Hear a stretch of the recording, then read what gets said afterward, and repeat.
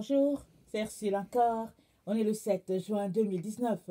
Alors je viens sonner la trompette ce matin encore et je viens nous encourager à tout faire pour que nos yeux soient ouverts aux choses de Dieu. Alors, vous savez, c'est, comment on appelle ça, un désir de notre cœur qui amène que Dieu réponde à nos prières et qu'il nous permette de voir vraiment les choses comme lui il voit et qu'il nous donne un clin d'œil ou bien une dimension au fait de sa personne. Sinon, nos yeux seront portés toujours à notre monde. Et quand on va voir ce monde, on va penser que c'est cela la gloire. Mais au fait, la gloire de ce monde n'est que obscurité. C'est ça que la Bible nous dit. Et pour que tu sois déconnecté au fait de tout ce qui se passe dans ce monde, tu as besoin de voir Dieu vraiment tel qu'il est ou bien de l'appréhender, de saisir une parcelle vraiment de l'éternité, de saisir ce qu'il est en train de te dire de son point de vue. Et très souvent, quand on saisit cela, en tout cas, les choses de ce monde vanissent vraiment à nos yeux et puis elles pâlissent. Elles n'ont vraiment plus de valeur. Alors c'est pour cela que ce matin encore, je viens sonner la trompette et nous demander de nous apprêter parce que Jésus est à la porte. Amen. Alors je viens continuer sur ce qu'on a commencé hier, le livre d'Enoch. Et aujourd'hui on va parler de Enoch qui nous met en garde contre ce qui arrive. Amen. Et juste après cet enseignement d'aujourd'hui, je parlerai du thème des anges déchus. Alors, j'aimerais l'apporter l'après-midi et je prie que ce soit possible parce que je regarde mon programme très très chargé aujourd'hui. Mais Dieu est bon, amen. Alors, il est toujours capable de créer du temps pour nous. Que son nom soit béni. Alors, j'aimerais commencer par le thème de la mise en garde parce que c'est exactement comme quand on va dans un parc. Vous savez, il y a des parcs qui sont dans la ville, ça va, ils sont sécuritaires, plus ou moins. Mais les parcs qui sont au bord des autoroutes ne sont pas si sécuritaires que ça. Et souvent, quand tu arrives et que tu gardes ta voiture et que tu veux un peu relaxer, ou bien faire les 100 pas et reprendre le chemin, tu vas voir un signe qui est là, attention, risque de trouver un ours, ou bien risque de trouver une antilope, en tout cas, ou bien risque d'animal méchant. En tout cas, il y a toujours quelque chose qui nous avertit que ah, ça pourrait arriver. Et quand tu es mis en garde comme ça, qu'est-ce que tu fais? Tu ne vas plus très très loin dans la forêt. Tu t'arrêtes au niveau de la surface, là où tu sais que les autres voitures aussi sont garées et que là où s'il y avait un problème et que si tu criais, les autres allaient accourir. Amen. Alors, c'est très important qu'on commence par le thème de la mise en garde. Parce que quand tu es mis en garde contre quelque chose, tu fais très très attention dès le départ. Amen. Et j'aime beaucoup, c'est le chapitre 1 de l'Apocalypse, où le Seigneur lui-même nous a donné cette mise en garde. Alors je vais le lire et après on va tomber sur les mises en garde de Enoch. Amen. Alors, Apocalypse de Jean, révélation de Jésus-Christ que Dieu lui a donnée pour montrer à ses serviteurs les choses qui doivent arriver bientôt et qu'il a fait connaître par l'envoi de son ange à son serviteur Jean, lequel a attesté la parole de Dieu et le témoignage de Jésus-Christ, tout ce qu'il a vu. Heureux celui qui lit et ceux qui entendent les paroles de la prophétie et qui gardent les choses qui y sont écrites, car le temps est proche. Amen. Heureux celui qui lit. Donc, je suis heureuse parce que je lis. Et ceux qui entendent, toi aussi tu es heureux parce que tu entends les paroles de la prophétie et qui les garde. Et toi et moi devons les garder, garder ces choses-là vraiment jalousement, parce que le temps est proche, nous dit la parole. Et quand tu sais ça, tu te prépares. C'est pourquoi Enoch, dans son livre, dès le départ, il nous a donné un conseil. Et j'aimerais lire ça. Je vais vous donner les chapitres comme ça, si ça vous tente de lire, vous saurez exactement quel des chapitres je lis. Alors là, ça c'est le chapitre 1 que je lis. Alors, voici les paroles d'Enoch par lesquelles il bénit les élus et les justes qui vivront au temps de l'affliction.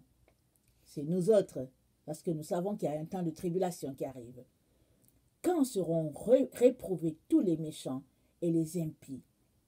Enoch, homme juste qui marchait devant le Seigneur, quand ses yeux furent ouverts et qu'il eut commencé, il eut contemplé une sainte vision dans les cieux.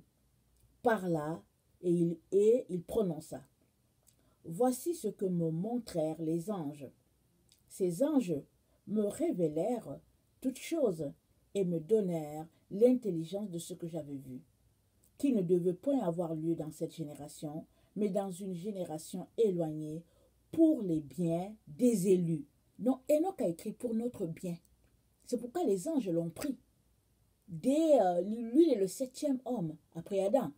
Et on lui a montré les choses qui doivent arriver en notre temps, pour notre bien à nous. Amen.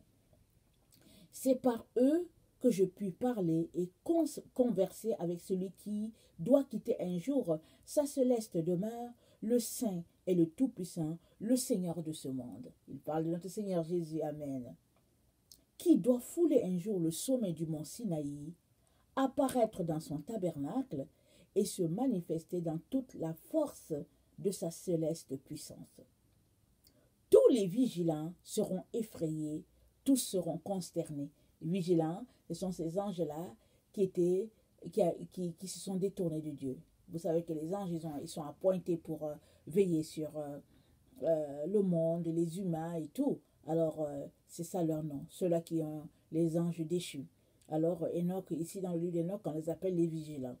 Il dit, tous les vigilants seront effrayés, tous seront consternés, tous seront saisis de crainte et d'effroi, même aux extrémités de la terre. Les hautes montagnes seront ébranlées, les collines élevées seront déprimées, elles s'écrouleront devant sa face, comme la cire devant la flamme. La terre sera submergée, et tout ce qui l'habite périra, et tous les êtres seront jugés, tous, même les justes. Mais les justes obtiendront la paix. Il conservera les élus et exercera sur eux sa clémence. Alors, ils deviendront la propriété de Dieu. Il les comblera de bonheur et de bénédiction, et la splendeur de la divinité les illuminera. Donc voilà. Et Enoch, donc, dès le départ, il nous dit, c'est pour vous que les anges m'ont amené dans la présence divine. Il dit, c'est pour eux que j'ai pu parler et converser avec celui qui doit quitter un jour sa céleste demeure, le Saint et le Tout-Puissant, le Seigneur de ce monde. Donc Enoch a déjà averti aux gens qu'il y a un qui devait venir, le Fils de l'homme devait venir, il a averti. Et donc avant même que Jésus ne vienne, ceux qui ont vécu avant nous, ils savaient qu'il y a un Saint et juste qui viendrait. Et ceux qui se sont préparés, vraiment ont marché dans la droiture, comme Abraham, et ceux qui n'ont pas tenu compte des paroles d'Enoch, aussi ils se sont comportés comme ils se sont comportés, et puis plusieurs ont été séparés de Dieu. Et aujourd'hui, que nous sommes en train d'attendre le retour de notre Seigneur et que nous nous préparons, il est important que nous puissions tenir compte de ces mises en garde-là et vivre selon les recommandations de notre Dieu, parce que ça va nous éviter d'avoir honte un jour. Amen. Et je lis le prochain chapitre qui est le le chapitre 61.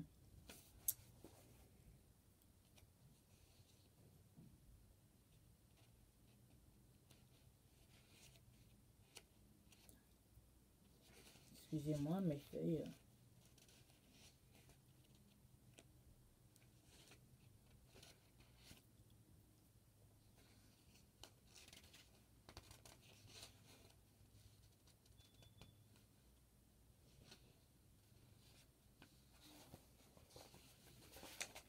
Ok. Le chapitre 61.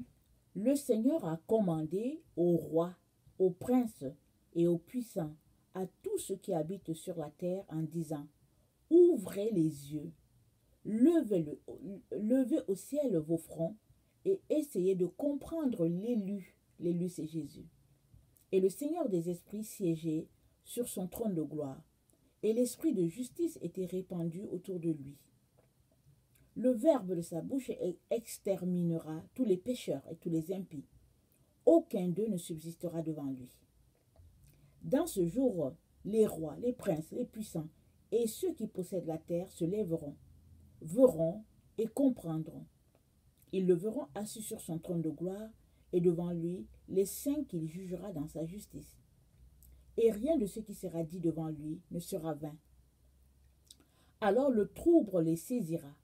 Ils seront semblables à une femme surprise dans les douleurs de l'enfantement, dont le travail est pénible, dont la délivrance est difficile. Ils se regarderont les uns les autres, et dans leur stupeur, ils baisseront le visage. Et ils seront frappés d'effroi, quand ils verront le Fils de la femme assis sur son trône de gloire.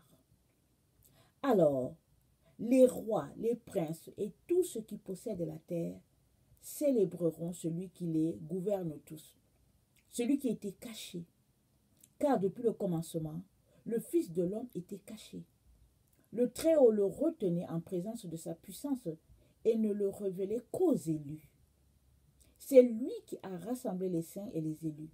Aussi tous les élus seront-ils devant lui en ce jour. Tous les rois, les princes, les puissants et ceux qui gouvernent sur la terre se prosterneront devant lui et l'adoreront. Ils mettront leur espérance dans le Fils de l'homme et ils leur adresseront leurs prières et invoqueront sa miséricorde. Alors, le Seigneur des esprits se hâtera de les chasser de sa présence. Leurs visages seront alors pleins de confusion et se couvriront de ténèbres épaisses. Puis, les anges des châtiments célestes les saisiront, et la vengeance de Dieu s'appesantira sur eux, ceux qui ont persécuté les enfants des saints. Ici, Enoch est en train de dire ce qui va arriver. Il parle du jugement. Et la Bible dit que tout genou fléchira, toute langue confessera que Jésus est Seigneur. Et il est en train de nous dire que ici, là, les méchants vont se retrouver devant Jésus pour confesser qui il est. Ils vont l'adorer, comme on vient de le lire, et ils vont se prosterner. Et c'est dit au verset 13, ils vont mettre leur espérance dans le Fils de l'homme et ils vont leur adresser des prières et invoqueront sa miséricorde. Mais c'est là que Jésus va exercer sa vengeance. Jésus va les chasser de sa face. Et ils seront consternés. Ils ne comprendront pas. Et pourquoi Jésus-Christ va les chasser? Parce que le temps où ils devaient adorer, craindre Dieu, c'est maintenant. Ce n'est pas en ce jour-là qui est devant nous le jour du jugement. Ce n'est pas quand le millénium sera passé et que nous allons tous nous retrouver devant Dieu pour être jugés. Ce n'est pas là qu'ils vont se courber devant lui.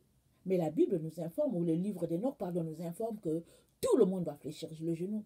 Et c'est là, en ce jour-là, le jour du jugement, que le méchant va sortir de sa méchanceté et il va vouloir adorer Jésus. Et il va le faire. Et ils vont prier. Ils vont demander sa miséricorde. Mais, c'est là qu'il y aura des pleurs et des grincements dedans parce que Jésus-Christ va dire, retirez-vous, je ne vous connais pas. Et c'est pourquoi il est très important que toi et moi, nous mettions notre espérance en notre Seigneur maintenant. Maintenant. Que nous puissions sacrifier nos valeurs, tout ce que nous aimons, tout ce que nous chérissons. C'est maintenant que nous devons sacrifier cela pour montrer à notre Seigneur que nous l'aimons. Maintenant, pas plus tard.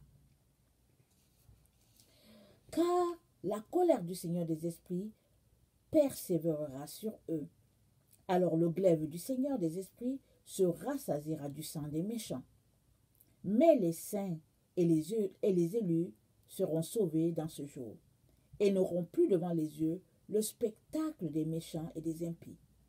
Le Seigneur des esprits planera seul désormais sur eux, et ils habiteront avec le Fils de l'homme, ils mangeront, ils dormiront, ils se lèveront avec lui dans les siècles des siècles. Le saint et les élus s'élèveront de la terre, ils cesseront de baisser les yeux en signe de dépendance et d'humilité. Parce que nous savons qu'aujourd'hui, les enfants de Dieu, ils sont tout petits, n'est-ce pas? Ils baissent les yeux, on marche sur eux, on les méprise, on les insulte. Et puis, puisqu'ils veulent marcher selon leur Seigneur, souvent ils n'ont rien, ils n'ont pas grand-chose.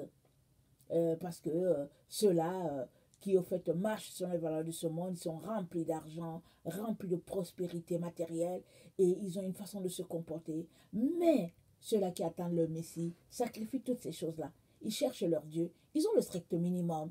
Ils mangent, ils dorment, et puis ça les suffit.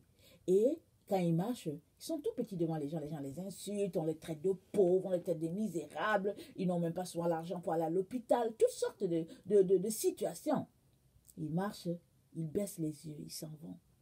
Et le verset 18 nous dit, les saints et les élus s'élèveront de la terre. Ils cesseront de baisser les yeux en signe de dépendance et d'humilité. Ils seront revêtus d'un vêtement de vie. Ce vêtement de vie leur est commun avec le Seigneur des esprits. Et en sa présence, votre vêtement ne vieillira point et votre gloire n'aura point de déclin. Amen.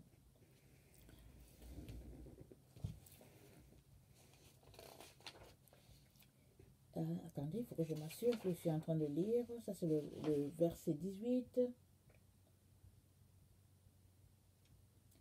Et le verset, le chapitre 62, il y a un verset, le verset 3 qui dit « Il mettra au jour tout ce qui est secret. » Et il est donc important que maintenant là, que nous sommes là, que Jésus n'est pas encore revenu, c'est important que nous puissions être comme des verres transparents devant notre Dieu. Que nous puissions venir nous confesser, nous humilier et laisser aller toutes ces choses que notre Seigneur n'aime pas. Parce que le Seigneur n'aime pas le péché. Ce sont des taches de noirceur. Ce sont des blocus sur notre chemin. Et il vient nous ôter toutes ces choses-là. Et nous transformer à sa gloire. Il est donc important que maintenant, tu n'aies pas de secret envers Jésus et toi. Que tu viennes confesser, que tu sois transparent. Et c'est comme ça que, devant sa face, un jour, tu ne rougiras pas. Amen. Donc, le chapitre 1 que nous avons lu et le chapitre 63 vraiment nous met en garde de toutes ces choses-là qui vont arriver sur la terre. Et comme on a lu au chapitre 63, le Seigneur parle du méchant. Enoch nous relate le méchant. Alors, qui est le méchant? Très souvent, on a l'impression que le méchant, c'est la personne qui va prendre un gourdin pour frapper l'autre. C'est la personne qui fait en tout cas, qui lance des flèches, en tout cas, qui fait des coups, qui est un tueur en série et tout. Mais vous serez étonné de savoir que le méchant n'est pas seulement ces personnes qui commettent des grands crimes. Et souvent, la méchanceté, elle est tout simplement liée à nos pensées. Le méchant, c'est la personne qui ne veut pas que Jésus-Christ règne sur lui, qui refuse de faire de Jésus son Seigneur maintenant, par son comportement, par sa manière d'agir. Et le chapitre 63 nous a montré que, peu importe ce que tu es en train de faire, tôt ou tard, tu fléchiras le genou devant le Seigneur des esprits. Et tu n'auras pas le choix. Alors, puisque tu le sais maintenant, il est donc important, il est donc intelligent. Il serait sage, je veux dire, de ta part, de maintenant déjà te courber devant la sainteté de ce Dieu-là. Amen. Alors, euh,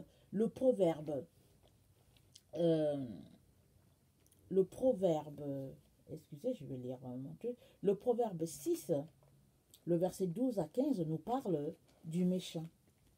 J'aimerais qu'on le lise.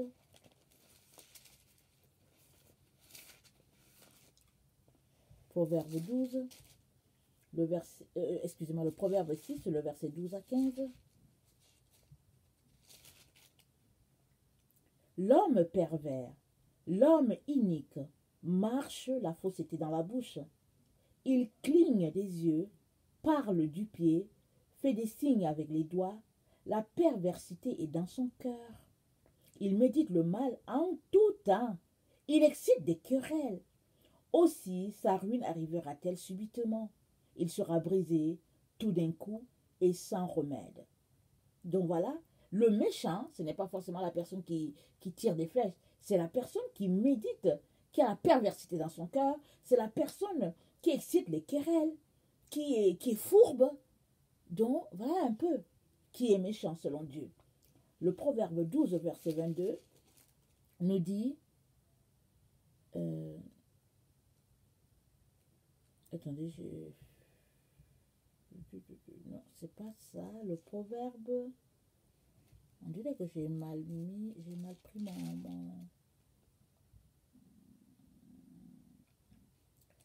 je sais pas pourquoi je l'ai pas, pourtant je l'ai noté, attendez, proverbe 12, excusez-moi, je regardais encore le proverbe 6, proverbe 12, le verset 22, ça nous dit, les lèvres fausses sont en horreur à l'Éternel, mais ceux qui agissent avec vérité lui sont agréables. Les lèvres fausses, c'est la méchanceté. Alors, Dieu, il aime les lèvres agréables, ceux-là qui ont la vérité dans la bouche. Très, très important de tenir compte de cela. Et le proverbe 24 nous parle du méchant, celui-là qui tend des embûches au juste. Le proverbe 24,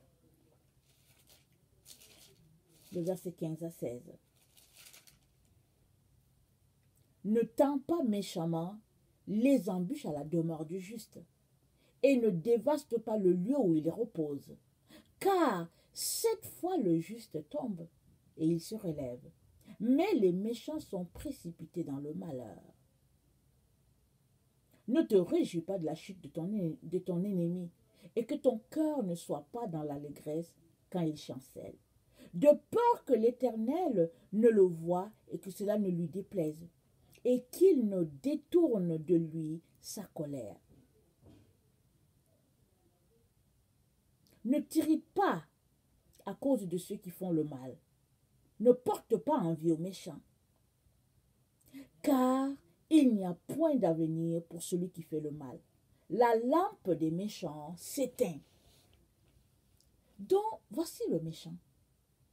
Celui qui fait le mal, celui qui est fourbe, celui qui met des embûches sur le chemin des autres, celui qui est hypocrite, celui qui vraiment qui n'a pas de compassion. Tous ceux-là, la Bible les classe, les appelle les méchants. Et le proverbe 25, le verset 4 nous dit,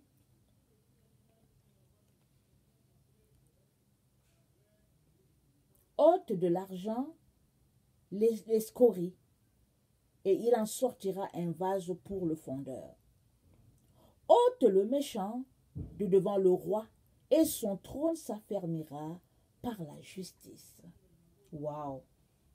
On dit ôte de l'argent les scories, il en sortira un vase pour le fondeur. Quand tu enlèves les scories, c'est-à-dire que tout ce qui est mauvais, il y aura un beau vase. Et cette situation est comparée aux méchants qu'on ôte du chemin du roi. Et on dit son trône s'affermira par la justice. Ça veut dire que le méchant là, c'est quelqu'un qui n'aime pas la justice. Quelqu'un qui agit vraiment dans des situations fourbes, des situations bizarres. Et si tu marches avec le méchant, tu n'iras pas loin. Parce que le méchant, comme il a dans le cœur des pensées vraiment obscures, son but est de te noyer et de te faire périr et d'empêcher que tu connectes parfaitement à ta destinée. Le méchant te barre le chemin. Il te barre le chemin, tu ne sais même pas pourquoi. Il te barre le chemin. Le Proverbe 15, le verset 26 à 29. Proverbe 15.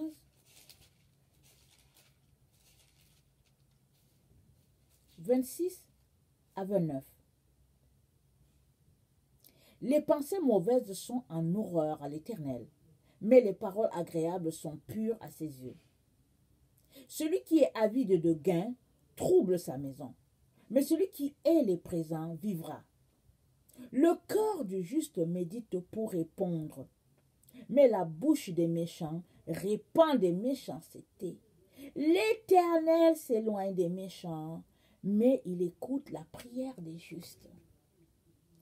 L'Éternel s'éloigne des méchants, mais il écoute la prière des justes. Et aujourd'hui, l'enfant de Dieu marche, comme on vient de lire dans le livre des Notes, il marche la tête baissée. Il marche dans l'humilité parce qu'il est méprisé, bafoué. Tout le monde lui lance des pierres, on l'insulte, on le traite de tous les maux. Et qu'est-ce que là le verset nous dit? Il dit l'Éternel s'éloigne des méchants, mais il écoute la prière des justes. Et il y a un jour de vengeance de l'Éternel qui arrive, comme on l'a lu au chapitre 61 de Enoch. Et le Seigneur, il vengera ses enfants. Alors, quand on est conscient de cela, on prend toutes les mesures pour vivre de la manière la plus agréable. On prend toutes les mesures pour marcher selon les conseils de son Dieu. Amen. Le Proverbe 9, le verset 9 à 11.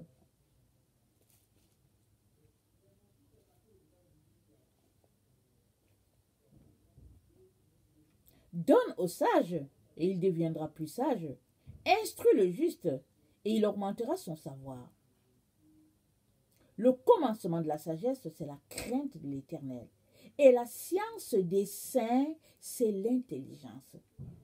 C'est par moi que tes jours se multiplieront. Moi, c'est-à-dire la sagesse.